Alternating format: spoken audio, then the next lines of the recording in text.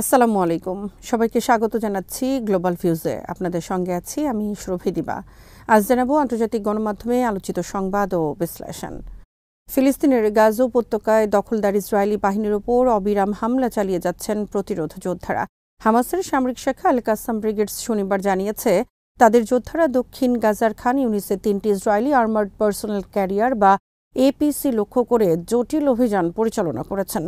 ব্রিগেডসের বিবৃতিতে বলা হয়, তারা আগে থেকে পেতে রাখা এক্সপ্লোসিভ ডিভাইস ব্যবহার করে দুটি সাঁজোয়া যান ধ্বংস করেছেন, যেগুলো কমান্ড চেম্বারের ভেতরে স্থাপন করা ছিল। বিস্ফোরণে সাঁজোয়া যান দুটি সম্পূর্ণরূপে ধ্বংস ও দগ্ধ হয় এবং ভেতরে থাকা সেনারাও নিহত হয়। তৃতীয় সাঁজোয়া যানটি খান ইউনিসের আবাসান আল কবিরা এলাকায় ইয়াসিন 105 শেলের আঘাতে আক্রান্ত হয়। বিভিন্ন ইসরায়েলি সংবাদ মাধ্যম জানিয়েছে, খান ইউনিসে শনিবারের প্রতিরোধ অভিযানে 3 জন দখলদার সেনা নিহত হয়েছে। কাসামের বিবৃতিতে আরও বলা হয়, তাদের যোদ্ধারা দেখতে পান একটি ইসরায়েলি সামরিক বুলডোজার আগুন নেভাতে ধ্বংসপ্রাপ্ত যানগুলোকে মাটি চাপা দিচ্ছে। একই সময় ইসরায়েলি হেলিকপ্টার ঘটনাস্থলে অবতরণ করে সেনাদের সরিয়ে নিচ্ছে। আগের দিন আল কাসাম জানায়, তাদের যোদ্ধারা খান ইউনিসের দক্ষিণে কোর্ট কমপ্লেক্সের কাছে একটি ইসরায়েলি কমান্ড অ্যান্ড কন্ট্রোল পোর্টে মর্টার শেল দিয়ে আঘাত হানেন। পৃথক অভিযানে খান ইউনিসের উত্তরে আল সাত্তার এলাকার পশ্চিমাংশে স্ট্রিট 5-এর মোড় সংলগ্ন স্থানে একটি ইসরায়েলি সাঁজোয়া যানকে ইয়াসিন 105 রকেট চালিত গ্রেনেড দিয়ে আঘাত করেন তারা। হামলার সময় ওই সাঁজোয়া যানের ওপর এক ইসরায়েলি সেনা অবস্থান করছিলেন বলে নিশ্চিত করা হয়েছে। এদিন প্যালেস্টাইনিয়ান ইসলামিক জিহাদ মুভমেন্টের সামরিক শাখা আল কুদস ব্রিগেডসের প্রকাশ করা এক ভিডিওতে দেখা যায়, তারা মধ্য গাজার দেইল আল বালার পূর্বে অগ্রসরমান ইসরায়েলি সামরিক যানগুলোকে লক্ষ্য করে উচ্চ শক্তিসম্পন্ন বিস্ফোরক ভর্তি একটি মাইনফিল্ডের বিস্ফোরণ ঘটান। এতে দখলদার বাহিনীর মধ্যে প্রাণহানি এবং ব্যাপক বস্তুগত ক্ষয়ক্ষতি হয়। প্রতিরোধ হামলায় শনিবার আরও এক দখলদার সেনার প্রাণহানির কথা স্বীকার করেছে ইসরায়েলি সেনাবাহিনী। তারা নিশ্চিত করেছে, গাজায় প্রতিরোধ যোদ্ধাদের পাল্টা হামলায় জুলাই মাসে তাদের 16তম সেনা নিহত হয়েছেন। শনিবার এক বিবৃতিতে সেনাবাহিনী জানায়, নিহত সেনা 32 বছর বয়সী এক রিজার্ভ সদস্য, যিনি গত সপ্তাহে দক্ষিণ গাজার খান ইউনিস শহরে এক বিস্ফোরণে আহত হয় এবং পরে মারা যান। ওই বিস্ফোরণে আরও এক ইসরায়েলি রিজার্ভ সেনা মারাত্মকভাবে আহত হয় বলে জানা গেছে। সেনাবাহিনীর মতে, নিহত বেতজালেল ইয়েহোশুয়া মোস বাখার ছিলেন গাজা যুদ্ধ শুরুর পর থেকে নিহত হওয়া 896তম ইসরায়েলি সেনা। তবে গাজার প্রতিরোধ যোদ্ধাদের দাবি, ইসরায়েলি সেনাদের প্রকৃত প্রাণহানির সংখ্যা এর চেয়ে অনেক বেশি। তারা অভিযোগ করেন, ইসরায়েলি শাসক গোষ্ঠী নিজেদের জনগণ এবং আন্তর্জাতিক জনমতকে বিভ্রান্ত করার জন্য প্রকৃত হতাহতের সংখ্যা গোপন করছে। সমালোচকদের মতে, এই ধরনের কৌশল ইসরায়েলকে যুদ্ধ দীর্ঘায়িত করার অজুহাত দাঁড় করাতে সাহায্য করে। ইসরায়েলি বাহিনীর নির্মম অবরোধ ভাঙার লক্ষ্যে গাজা উপত্যকার উদ্দেশ্যে রওনা হওয়া ব্রিটিশ পতাকাবাহী একটি ত্রাণের জাহাজ জব্দ করেছে ইসরায়েলি নৌবাহিনী। শনিবার ইসরায়েলি সংবাদ মাধ্যমগুলো জানিয়েছে, হানদালা নামের জাহাজটি ইতালি থেকে রওনা হয়েছিল। এতে পার্লামেন্ট সদস্য, চিকিৎসক ও স্বেচ্ছাসেবক সহ 21 জন নিরস্ত্র কর্মী ছিলেন। জাহাজের ক্রুরা জানিয়েছেন, ইসরায়েলি নৌবাহিনীর জাহাজগুলো হানদালার দিকে এগিয়ে আসার আগে একটি ড্রোন জাহাজের ওপর চক্কর দিচ্ছিল। পরিস্থিতি বুঝে ক্রুরা জরুরি সহায়তার জন্য একটি ডিস্ট্রেস কল পাঠান। জাহাজে থাকা যাত্রী হুয়াইদা আরাফ বলেন, ইসরায়েলি জাহাজগুলো দেখার পর ক্রুরা ইসরায়েলের নৌবাহিনীর সঙ্গে বারবার যোগাযোগের চেষ্টা করেন, কিন্তু কোনো জবাব পাওয়া যায়নি। পরে হানদালার যাত্রী ইউরোপীয় পার্লামেন্টের ফরাসি সদস্য এমা ফোরো জানান, ইসরায়েলি বাহিনী জাহাজটি জব্দ করেছে। অনলাইনে ছড়িয়ে পড়া ভিডিও ফুটেজে দেখা যায়, জাহাজের ক্রুরা জীবন রক্ষাকারী জ্যাকেট পরে হাত উপরে তুলে আত্মরক্ষামূলক ভঙ্গিতে দাঁড়িয়ে আছেন। খবরে বলা হয়, হানদালা জাহাজে শিশু খাদ্য, সাধারণ খাবার ও ওষুধ সহ এমন সব মানবিক সহায়তা ছিল যা গাজার ভয়াবহ পরিস্থিতিতে অত্যন্ত জরুরি।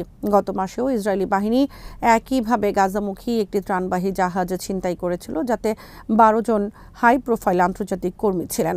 মে মাসেও সুইডিশ পরিবেশ কর্মী গ্রেটা থুনবার্গ সহ কয়েকজনকে নিয়ে গাজার উদ্দেশ্যে রওনা হওয়া একটি জাহাজ মাল্টার উপকূলের কাছে ইসরায়েলি ড্রোন হামলার শিকার হয়। পর্যবেক্ষকরা বলছেন, এসব হামলা প্রমাণ করে ইসরায়েল গাজার ফিলিস্তিনিদের জরুরি ত্রাণ সহায়তা থেকে বঞ্চিত করতে সশস্ত্র হামলার জন্য প্রস্তুত, যেমনটি 2010 সালে গাজামুখী তুর্কি পতাকাবাহী ত্রাণ জাহাজে চালানো প্রাণঘাতী হামলায়ও দেখা গিয়েছিল। গাজায় যখন দুর্ভিক্ষের আশঙ্কা চরমে, তখন ত্রাণ সহায়তার জাহাজ জব্দের তীব্র নিন্দা জানিয়েছে হামাস। সংগঠনটি রোববার সকালে এক বিবৃতিতে জানিয়েছেন, ইসরায়েলি নৌবাহিনী হান্দালা জাহাজে উঠে এর 21 কর্মীর দিকে অস্ত্র তাক করে।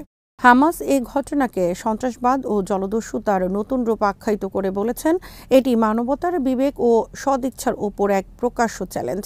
হামাস আরও বলেছেন, এই জাহাজ আটকানোর মধ্য দিয়ে ইসরায়েলি শাসক গোষ্ঠী আবারও প্রমাণ করেছে তারা কোনো মানবিক নীতিমালা বা আন্তর্জাতিক আইন মানতে রাজি নয়। বিবৃতিতে বলা হয়, এ হামলা এমন সময় ঘটল যখন গাজা একটি সর্বাত্মক যুদ্ধ, পরিকল্পিত অনাহার ও নিষ্ঠুর অবরোধের মধ্য দিয়ে যাচ্ছে। বিশেষজ্ঞদের মতে, ইসরায়েলি যুদ্ধের মাধ্যমে নিরীহ ফিলিস্তিনিদের সর্বোচ্চ প্রাণহানি ঘটাতে চায় এবং সে লক্ষ্যেই গত কয়েক মাসে 2007 সাল থেকে আরোপিত অবরোধ আরও কঠোর করেছে তারা। এর ফলে প্রায় সব জীবন রক্ষাকারী পণ্য গাজায় প্রবেশ করতে পারছে না। এ প্রেক্ষাপটে হামাস সাহসী অভিযানে অংশগ্রহণের জন্য হান্দালা জাহাজের কর্মীদের অভিনন্দন জানিয়ে বলেছেন, তাদের এ পদক্ষেপ ইসরায়েলি বর্বরতার প্রকৃতি সম্পর্কে বৈশ্বিক জনমতকে আরও জাগ্রত করেছে। হামাস গাজার অবরোধ ভাঙতে জনপর্যায় থেকে সংগঠিত প্রচেষ্টাগুলোকেও সাধুবাদ জানিয়ে বলেছে, এই ধরনের উদ্যোগ মানবতার জাগ্রত বিবেকের প্রতিফলন এবং এটি ইহুদিবাদী শাসক গোষ্ঠী ও তাদের মিত্র শক্তিগুলোর অপরাধে জড়িত থাকার প্রকৃত চেহারা উন্মোচন করছে। এদিকে যুদ্ধবিরতি আলোচনায় হামাসের অবস্থানকে বিকৃতভাবে উপস্থাপনের জন্য যুক্তরাষ্ট্রের কর্মকর্তাদের বিরুদ্ধে অভিযোগ এনেছে সংগঠনটি। ইসরায়েলি প্রধানমন্ত্রী বেনিয়ামিন নেতানিয়াহুর মন্ত্রিসভাকে যুদ্ধবিরতির প্রধান বাধা হিসেবে চিহ্নিত করেছেন তারা। শনিবার এক বিবৃতিতে হামাসের রাজনৈতিক ব্যুরোর সদস্য ইজ্জাত আল রিশক বলেন, মার্কিন প্রেসিডেন্ট ট্রাম্প ও তার বিশেষ দূত উইটকফের বক্তব্যে আমরা স্তব্ধ। এসব মন্তব্য মধ্যস্থতাকারীদের মূল্যায়নের সঙ্গে সাংঘর্ষিক এবং হামাসের অবস্থানকে ভুলভাবে উপস্থাপন করেছে। এর আগের দিন শুক্রবার ট্রাম্প হামাসকে যুদ্ধবিরতি আলোচনায় ভাঙনের জন্য দায়ী করে বলেন, এই গোষ্ঠী এখন শিকার হবে। উইটকফ বৃহস্পতিবার বলেন, হামাসের যথেষ্ট সদিচ্ছা নেই, তাই যুক্তরাষ্ট্র আলোচনায় তাদের সম্পৃক্ততা হ্রাস করছে। তবে আল রিশক বলেন, আমাদের অবস্থান যে গঠনমূলক ও ইতিবাচক তা কাতার ও মিশরের মধ্যে মধ্যস্থতাকারীরাও স্বীকার করেছেন।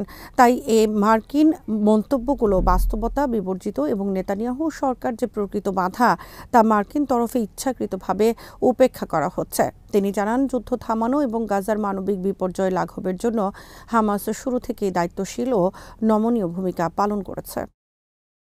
অবরুদ্ধ গাজার পরিস্থিতি নিয়ে তুরস্কের প্রেসিডেন্ট রিসেপ তাইয়িপ এরদোয়ান এবং মিশরের প্রেসিডেন্ট আবদেল ফাত্তাহ আল সিসির সঙ্গে আলোচনা করেছেন ফ্রান্সের প্রেসিডেন্ট ইমানুয়েল ম্যাক্রো। আলোচনার বিষয়ে ম্যাক্রো জানান, তিনি আগামী সপ্তাহে নিউ ইয়র্কে ইসরায়েল ফিলিস্তিনি সংঘাতের দ্বিরাষ্ট্রভিত্তিক সমাধানের বিষয়ে অনুষ্ঠেয় সম্মেলন সম্পর্কেও কথা বলেছেন। এরদোয়ানের সঙ্গে ফোন আলাপ সম্পর্কে ফরাসি প্রেসিডেন্ট সামাজিক মাধ্যমে লেখেন, ইসরায়েলি ও ফিলিস্তিনিদের জন্য শান্তি ও নিরাপত্তা নিশ্চিত করার জন্য সবকিছু করতে হবে। পরে আল সিসির সঙ্গে ফোন আলাপের বিষয়ে তিনি বলেন, বিপুল সংখ্যক শিশু সহ সাধারণ মানুষ ক্ষুধায় মারা যাচ্ছে, আমরা এটা মেনে নিতে পারি না। ম্যাক্রো এর আগে ঘোষণা করেন, ফ্রান্স ফিলিস্তিনি রাষ্ট্রকে স্বীকৃতি দেবে। জাতিসংঘের 193টি সদস্যের মধ্যে 142টির সঙ্গে যোগ দেবে দেশটি, যারা ফিলিস্তিনকে স্বাধীন ও সার্বভৌম রাষ্ট্র হিসেবে স্বীকৃতি দিয়েছে। গাজায় প্রতিদিন না খেয়ে মারা যাচ্ছেন মানুষ। অনাহারের কারণে অপুষ্টিতে ভুগছে বহু শিশু। হাঁড়ি পাতিল নিয়ে ত্রাণ বিতরণ কেন্দ্রের সামনে গাজাবাসীর দাঁড়িয়ে থাকার ছবি আন্তর্জাতিক গণমাধ্যমে প্রায়ই দেখা যায়। এবার সেই দৃশ্যের প্রতীকী অবতারণা ঘটল লন্ডনের ডাউনিং স্ট্রিটে যুক্তরাজ্যের প্রধানমন্ত্রী কিয়ার স্টারমারের কার্যালয়ের সামনে। শুক্রবার সেখানে হাজারো মানুষ বিক্ষোভ করেছেন। তারা সেখানে 1000 হাঁড়ি পাতিল রেখে গাজা ইসরায়েলের ইচ্ছাকৃত অনাহার নীতির বিরুদ্ধে প্রতীকী প্রতিবাদ জানিয়েছেন।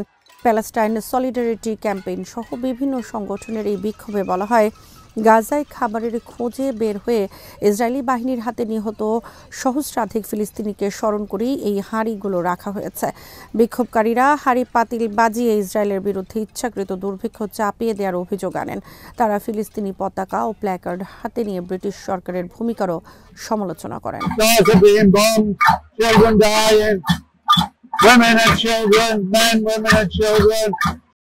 এদিকে আন্তর্জাতিক চাপের মুখে ত্রাণ সরবরাহের জন্য গাজার ঘনবসতিপূর্ণ কিছু এলাকায় দৈনিক 10 ঘন্টার জন্য হামলা বন্ধ রাখার সিদ্ধান্ত নিয়েছে ইসরায়েল।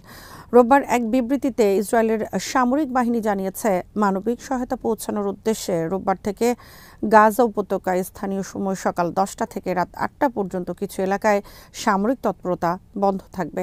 এতে আরও বলা হয়, পরবর্তী নির্দেশ না দেওয়া পর্যন্ত প্রতিদিন আল মাওয়াসি, দের আল বালাহ এবং গাজা সিটিতে নির্দিষ্ট সময়ে আইডিএফ অভিযান পরিচালনা করবে না। জাতিসংঘ এবং আন্তর্জাতিক মানবিক সংস্থাগুলোর সঙ্গে সমন্বয় করে সিদ্ধান্ত নেওয়া হয়েছে বলে আইডিএফ জানিয়েছে। সংবাদ মাধ্যম বিবিসির প্রতিবেদনে বলা হয়, এছাড়াও গাজা উপত্যকা জুড়ে বাসিন্দাদের কাছে খাদ্য ও ওষুধ সরবরাহ এবং বিতরণকারী জাতিসংঘ এবং মানবিক সহায়তা সংস্থার কনভয়গুলো নিরাপদ যাতায়াতের জন্য নির্ধারিত রুট সকাল 6টা থেকে রাত 9টা পর্যন্ত চালু থাকবে। গাজার মানবিক পরিস্থিতি নাজুক হয়ে পড়ার প্রেক্ষিতে বিভিন্ন দেশ, বিশেষত পশ্চিমা মিত্ররা ইসরায়েলের বিরুদ্ধে অবরোধের মতো কঠোর পদক্ষেপের সিদ্ধান্ত নিতে যাচ্ছে। এ কারণে নেতানিয়াহু এ সিদ্ধান্ত নিতে বাধ্য হয়েছে বলে উল্লেখ করেছে বিভিন্ন সংবাদ মাধ্যম। আজ এখানেই শেষ করছি। সবাই ভালো থাকুন, সুস্থ থাকুন আর দেখতে থাকুন বিডি ফিউজ। চ্যানেলটি ভালো লাগলে সাবস্ক্রাইব করুন। সংযুক্ত থাকুন আমাদের ফেসবুক পেজে। আল্লাহ হাফেজ।